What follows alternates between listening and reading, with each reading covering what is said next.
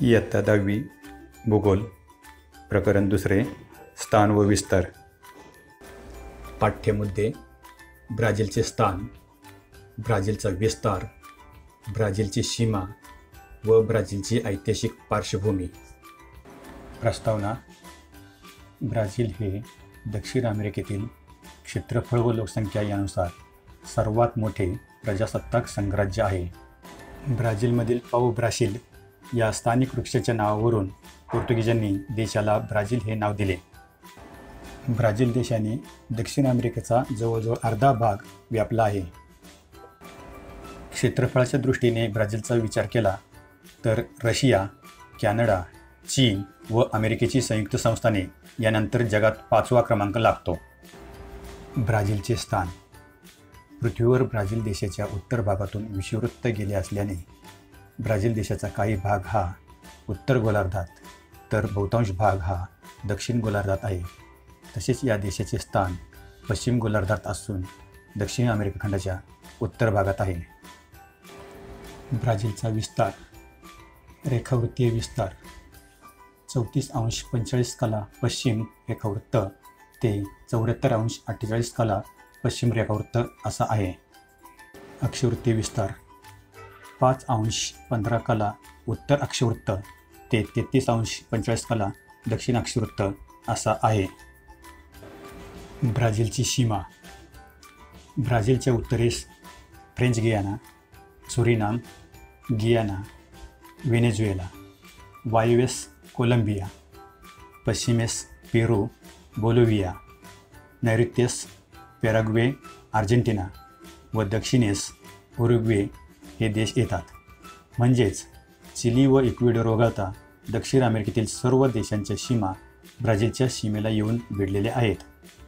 देशाच्या आग्नेय, पूर्व व ईशान्य सीमा अटलांटिक महासागरांनी व्यापलेल्या आहेत. ब्राझीलची ऐतिहासिक पार्श्वभूमी: ब्राझीलचा शोध आणि पहिल्या वसाहतीसंबंधीचा विचार स्पेन व पोर्तुगाल यांच्या आक्रमक वसाहतवादाच्या संदर्भात करावा लागतो. या दोन्ही दर्यावर्दी राष्ट्रांमध्ये या प्रदेशातील व्यापार व मालकी हक्क याबाबत संघर्ष चालू होता.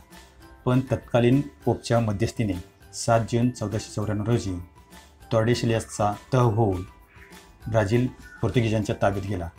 पुढे ब्राझील हा देश 3 शतकांपेक्षा जास्त काळ पोर्तुगीजांच्या अधिपत्याखाली होता. 1885 मध्ये व्हिएन्ना तहानुसार ब्राझीलला पोर्तुगालबरोबरचा दर्जा मिळाला. पण ब्राझीलच्या सभोवती असणाऱ्या स्पॅनिश वसाहतीमधील स्वातंत्र्य चळवळी, 1820 साली पोर्तुगालमध्ये हुकुमशाही राजवट नष्ट करण्यासाठी झालेला उठाव आणि पोर्तुगीज उदारमतवाद्यांचा ब्राझीलच्या स्वातंत्र्याला मिळालेला उघड पाठिंबा इत्यादी कारणामुळे जॉन राजाने 26 एप्रिल 1821 मध्ये सत्तात्याग करून आपला मुलगा दो पेद्रो याला राज्यपद देऊन पोर्तुगालला प्रयाण केले. या संक्रमण काळात पोर्तुगालने ब्राझीलला पुन्हा वसाहतीचा दर्जा दिल्यामुळे तेथील स्वातंत्र्य चळवळ तीव्र झाली. म्हणून पेद्रोने 7 सप्टेंबर 1822 रोजी ब्राझीलच्या स्वातंत्र्याची घोषणा केली आणि ब्राझील स्वतंत्र झाला. तेथील जनतेच्या इच्छेनुसार तो ब्राझीलचा सम्राट बनला. 25 मार्च 1824 रोजी ब्राझीलची राज्यघटना अस्तित्वात आली. 1930 पासून 1985 पर्यंत अर्ध्या शतकापेक्षा जास्त काळ ब्राझील देश लोकप्रिय लष्करी राजवटीखाली होता. वसाहत काळापासून आधुनिक काळापर्यंत ब्राझीलच्या राजकीय परिस्थितीत सतत बदल आणि संघर्ष होत राहिले.